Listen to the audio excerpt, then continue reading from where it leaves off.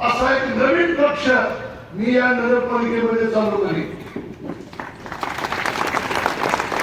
जसं मुख्यमंत्री सहाय्यता कक्ष आहे, लाखो रुपयाची आर्थिक मदत राज्यातल्या गोरगरिबांना होते, त्याच्या आजारपणासाठी मोठमोठ्या ऑपरेशनसाठी ज्या पद्धतीची आर्थिक मदत या इंदापूर शहरात राहणाऱ्या लोकांसाठी मी त्या नगरपालिकेच्या माध्यमातून चालू करेन. सेवा जर करायची तर काय करायची असते आमच्याकडनं शिकून घ्या.